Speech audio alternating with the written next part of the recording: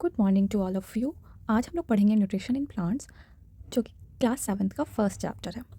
Nutrition in plants पढ़ने से पहले बच्चों मैं आपको बताना चाहूँगी कि जो जब भी हम लोग कोई चैप्टर पढ़ते हैं, सबसे पहले हम लोग उस चैप्टर का मतलब समझते हैं कि चैप्टर का नेम का मतलब क्या है। चैप्टर तो हम लोग बाद में जानेंगे, चैप्टर का नेम का मतलब ही क्या होता है वो नहीं पता है, तो फिर वो तो फिर गड़बड़ बात हुई ना। तो देखो, nutrition in plants, nutrition nutrition क्या होता है वो हम लोग जानेंगे। तो न्यूट्रिशन से पहले हम लोग न्यूट्रिएंट जानेंगे कि वो न्यूट्रिएंट क्या है। तो न्यूट्रिएंट्स जो है ना, वो फूड पार्टिकल्स में कुछ कुछ चीज़ें प्रेजेंट रहते हैं जो हमें हर तरीके से एनर्जी देते हैं, ठीक है।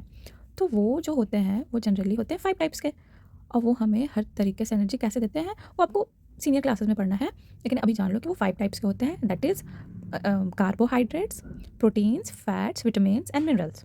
कुछ इसमें से ऐसे हैं कि कुछ हम लोग को लार्ज अमाउंट में चाहिए होता है, कुछ माइन्यूट अमाउंट में, ओके।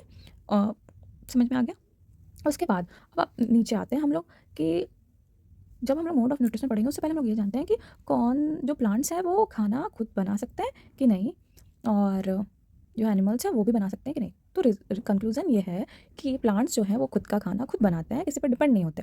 तो वही वहाँ पे लिखा हुआ था पहले वाले पैराग्राफ पे। तो मोड ऑफ न्यूट्रिशन पे आए तो 2 टाइप्स के मोड ऑफ न्यूट्रिशन होते हैं, as we know.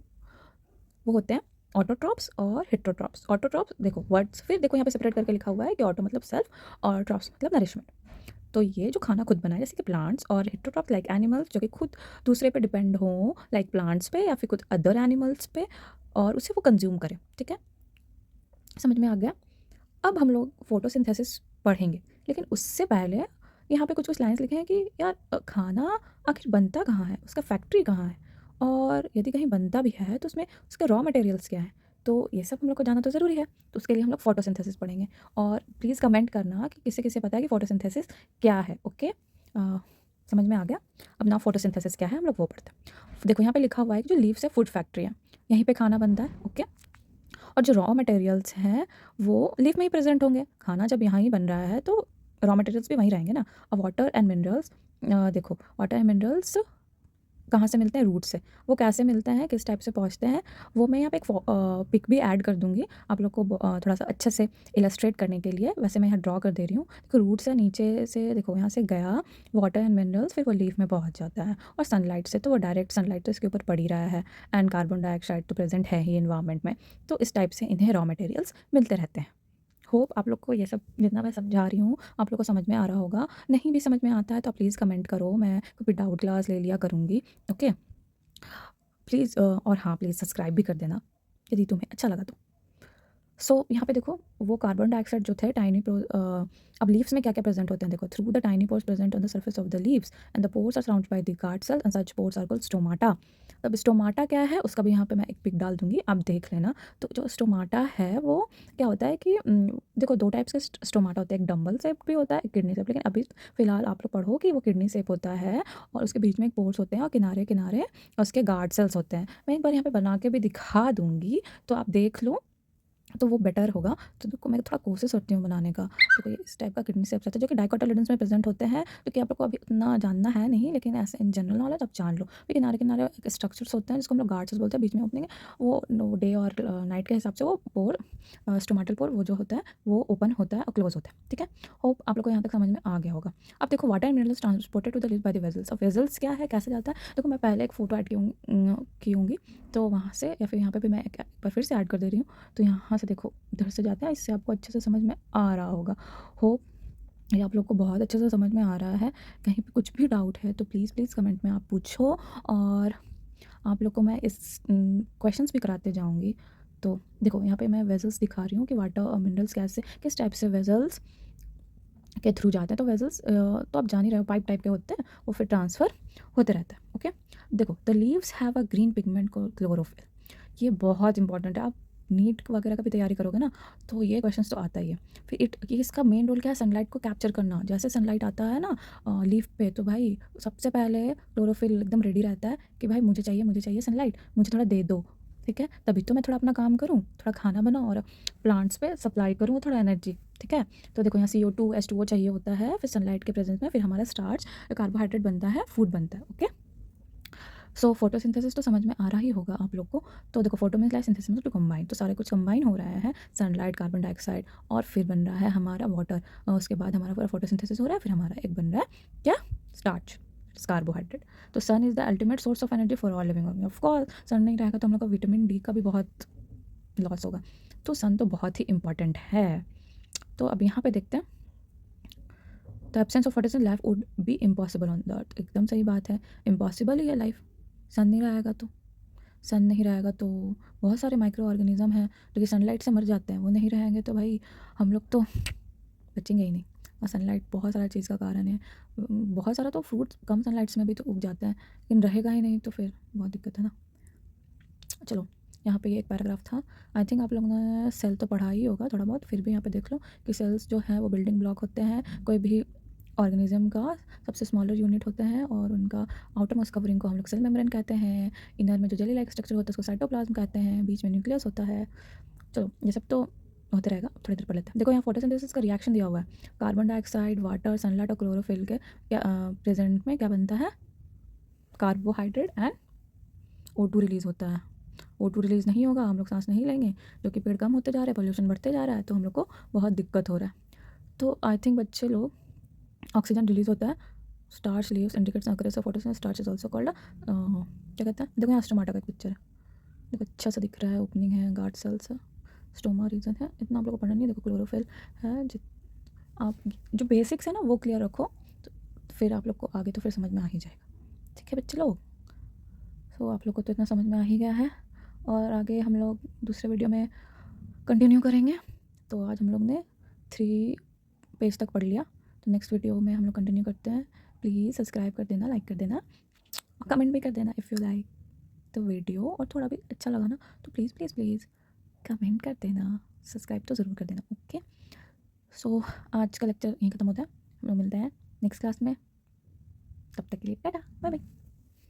Good morning to all of you, welcome back to my channel. और आज हम लोग पढ़ेंगे न्यूट्रिशन प्लांट, और हम लोग पेज 3 तक पढ़ चुके थे। तो यहाँ पे एक एक्टिविटी दिया हुआ है कि हम लोग 2 पॉटेड प्लांट्स लेंगे, उसे 3 दिन तक रखेंगे। एक को हम लोग लाइट में रखेंगे और एक को डार्क एरिया में रखेंगे। और हम लोग क्लास 7 में एक एक्टिविटी परफॉर्म किया था जो आप लोग को याद होगा। आप लोग को नहीं याद होगा तो आप लोग कमेंट करना, मैं ऐसे बाद में समझा दूँगी। तो इससे ये कन्फर्म होता है कि बहुत सारे ऐसे प्लांट्स होते हैं जो कि शो प्लांट होता है, जो कि ग्रीन कलर का नहीं होता है। तो उससे हम लोग ये देखते हैं कि ऐसा जो तो ज़रूरी नहीं है कि उसमें फोटोसिंथेसिस हो, ऐसा माइंड में आता है, पर उसमें भी फोटोसिंथेसिस होता है, क्लोरोफिल उसमें भी छिपा हुआ होता है। नेक्स्ट हम लोग बात करेंगे कि एल्गी क्या होता है। तो एल्गी आप लोग बहुत बार तालाब देखे होंगे, उसमें एक ऊपर में एक लेयर ग्रीन का लेयर कुछ रहता है, उसको हम लोग एल्गी कहते हैं। मॉइस्ट एरियाज में भी देखेंगे, जनरली उसको हम लोग काई कहते हैं। तो ये जो एल्गी है वो ग्रीन क्यों होता है? क्योंकि उसमें भी क्लोरोफिल होता है और उसमें भी फोटोसिंथेसिस होता है।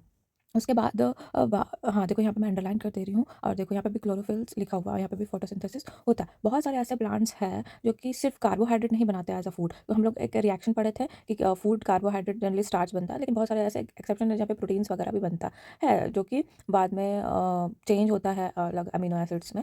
तो वैसे भी प्लांट्स हैं जो कि कार्बोहाइड्रेट सिर्फ नहीं बनाते, नाइट्रोजनस सब्सटेंसेस भी फिर बनता है। उसका एक एग्जाम्पल है कि जब जो नाइट्रोजनस गैसेस होता है वो कैसे कन्वर्ट होता है एब्जॉर्बल फॉर्म्स में। मैं यहाँ पे एक वीडियो डाल दूँगी, देखो मैं प्रॉपर पूरा फुल वीडियो तो नहीं डाल सकती, लेकिन एक नाइट्रोजन साइकिल का एक वीडियो है यूट्यूब पे, आप लोग वहाँ पे देखना, ठीक है। वहाँ पे क्या रहता है कि वो बहुत अच्छे से वीडियो में समझाया गया है एनिमेशन के द्वारा। तो यहाँ पे मैं थोड़ा सा डाल दूँगी, मैं पूरा नहीं डाल पाऊँगी बिकॉज कॉपीराइट आ जाता है। तो फिर भी वो आप लोग कमेंट करना, मैं लिंक दे दूँगी। तो वो वीडियो बहुत अच्छा, आप लोग जाकर देखना, नाइट्रोजन साइकिल भी समझ में आ जाएगा कि नाइट्रोजन साइकिल क्या होता है, वो भी आप लोग समझ लेना। और फिर यहाँ पे ये भी पता चल जाएगा कि वो कैसे रूट्स में बहुत सारे बैक्टीरिया प्रेजेंट होते हैं जो कि कन्वर्ट करते हैं नाइट्रोजन को एज अ एब्जॉर्बल फॉर्म्स में, ठीक है। तो वो आप लोग ज़रूर देख लेना। देखो मैं यहाँ पे डाल दी हूँ, वो कैसे बैक्टीरिया रहता है, वो अपना खाना मतलब वो कैसे चेंज करते हैं। देखो नाइट्रोजन को अमोनिया में चेंज किया, बहुत अच्छा है ये, आप एक बार देखना। उसके बाद देखेंगे कि हम लोग बहुत सारे इंसेक्टिवर्स प्लांट्स होते हैं, बहुत सारे ऐसे प्लांट्स जैसे कास्टोकुटा पैरासाइट प्लांट है। पैरासाइट मतलब क्या होता है कि जो दूसरे पे निर्भर है, दूसरे के बॉडी पे। तो पैरासाइट कोई प्लांट पे पैरासाइटिक प्लांट कोई अदर प्लांट पे चला जाता है, मतलब उस पर उगता है और उसका न्यूट्रिशन लेता है, ठीक है। उसको पैरासाइटिक प्लांट कहते हैं। और इंसेक्टिवर्स प्लांट उसको कहते हैं जो इंसेक्ट्स को ग्रास्प करता है, ओके। तो वो क्या बोलते हैं अपना, जैसे कि यहाँ पे है पीचर प्लांट। पीचर प्लांट क्या होता है? पीचर प्लांट के अंदर इंसेक्ट्स जाते हैं और वो फिर उसको डाइजेस्ट करते हैं, उसमें डाइजेस्टिव एंजाइम्स होते हैं, और जब कीड़ा उसके अंदर जाता है वो डाइजेस्टिव जूसेस के थ्रू उसको डाइजेस्ट कर लेता है। तो बाकी हम लोग नेक्स्ट क्लास में पढ़ेंगे। आज के लिए इतना ही, please do subscribe, okay bye. Good morning to everyone, welcome back to my channel. हम लोग पढ़ रहे थे न्यूट्रिशन इन प्लांट्स, क्लास 7 का पहला चैप्टर। और हम लोग क्या क्या पढ़ लिए थे? हम लोग फोटोसिंथेसिस पढ़ लिए थे, और मोड्स ऑफ न्यूट्रिशन पढ़ लिए थे, क्लोरोफिल क्लोरोप्लास्ट क्या होता है वो सब पढ़ लिए थे, गार्ड सेल्स वगैरह। देखो ये रिएक्शन बहुत इंपॉर्टेंट है ना, ये पढ़ लेना, ये एग्जाम में आता है, इन फ्यूचर तुम्हें बहुत मतलब साथ देगा। तो देखो यहाँ पे स्टोमाटा ओपनिंग, ये सब वेरी इंपॉर्टेंट है, ठीक है। तो देख लेना different types of modes of nutrition और देते हैं। हम लोग पढ़ेंगे सेप्टोटॉप्स। सेप्टोटॉप्स क्या है वो पढ़ेंगे। देखो यहाँ पे एक एक्टिविटी भी दिया होगा कि सेप्टोटॉप्स है क्या। तो ये देखो आप लोग जैसे ही आप लोग का दिमाग में सेप्टोटॉप्स है तो ये आ जाना चाहिए इसका मतलब कि मशरूम्स, ठीक है। ये क्या होता है, सेप्टोटॉप्स डेड एंड कहीं इन चीज़ों में ये उग जाता है, उससे न्यूट्रिशन लेते हैं। देखो यहाँ पे एक लाइन भी है, they have a different mode of nutrition, they absorb the nutrients from the bread, ठीक है। तो इस टाइप से है, तो इसे आप पढ़ लेना। जो चीज़ आपको नहीं समझ में आएगा, यहाँ पे एक एक्टिविटी है, एक piece of bread and moisture with water, यानी उसको 2 से 3 दिन छोड़ देना है। आफ्टर दैट वहाँ पे आपको कोई फ्लफी लाइक स्ट्रक्चर दिखेगा, देखो ये फोटो पे है। तो फ्लफी लाइक स्ट्रक्चर जो है वो फंगस है। अब वो ब्रेड का न्यूट्रिशन लेके अपने आप को जीवित रख रहा है। तो the mode of nutrition which organism taken nutrients from a dead and decaying matter is called saprotrophic nutrition. Such organism called saprotrophs. Fungi also grow in pickles, leather, clothes. हाँ देखो मॉइस्ट कंडीशन मेन है fungi का, 2 चीज़ याद रखना कि वो moist condition में और डेड एंड डिकेइंग में वो ग्रो कर जाते हैं, तो ये बहुत ज़रूरी है याद रखना। देखो wet and warm things they get germinate and grow. यहाँ पे देखो सिम्बायोसिस है, some organism live together and share both shelter and nutrient. मतलब सिम्बायोसिस में क्या है कि दोनों एक दूसरे को न्यूट्रिएंट प्रोवाइड करेंगे और शेल्टर प्रोवाइड करेंगे। तो certain fungi live inside the roots of the plants and plant provide nutrient to the fungus. In return the fungus provides the shelter और न्यूट्रिएंट्स और वाटर। लाइक बहुत अच्छा एग्जांपल है, ये आपको बड़े क्लासेस तक आपको साथ देगा। तो ये बहुत इंपॉर्टेंट है कि सिम्बायोसिस का सबसे अच्छा एग्जांपल लाइकेंस होता है। उसका क्लोरोफिल कंटेनिंग है क्योंकि ये ग्रीन होता है और ये फंगस के साथ एसोसिएशन में रहता है। ये फंगस इसको न्यूट्रिएंट्स प्रोवाइड करता है और ये इसको शेल्टर। अब यहाँ how nutrients are replaced, nutrients धीरे धीरे सॉइल में कम कैसे होता जाता है। तो कोई भी प्लांट्स है, एक पर्टिकुलर पौधा आप लगाए हो ग्राउंड में और जो नाइट्रोजनस जिसको चाहिए, बहुत ज़्यादा प्लांट्स को नाइट्रोजन का बहुत ज़्यादा ज़रूरत होता है। इसलिए देखना कभी कभी घर वाले कभी लगाएंगे तो यूरिया डालते हैं, तो वो सब बहुत इंपॉर्टेंट होता है। तो धीरे धीरे हमेशा वो घटते जाता है उसका न्यूट्रिएंट्स। तो इसलिए जब बहुत ज़्यादा फार्मिंग होता है बड़े स्केल में, तो उसमें हमेशा मैन्योर या फिर फर्टिलाइजर्स डालते रहते हैं, क्योंकि वहाँ का न्यूट्रिएंट खत्म हो जाता है धीरे धीरे वो सॉइल, क्योंकि वो प्लांट्स तो ले रहा है ना, तो वो आएगा कहाँ से। तो इसलिए वो बनेगा लेकिन बहुत लेट से बनेगा, तो इसलिए हम लोग डालते हैं उसमें न्यूट्रिएंट्स, ठीक है। तो वो न्यूट्रिएंट्स किस फॉर्म में डालते हैं, मैन्योर और फर्टिलाइजर्स के फॉर्म में। अब यहाँ पे देखो कि अब वो डायरेक्ट एब्जॉर्ब नहीं करता है नाइट्रोजन एटमॉस्फेरिक से प्लांट्स, ठीक है। ये चीज़ भी देखना है। बस ये चैप्टर में यही था और ये चैप्टर ये ख़त्म होता है। और आप लोगों को कुछ समझ में नहीं आया होगा तो आप लोग प्लीज़ बताइएगा।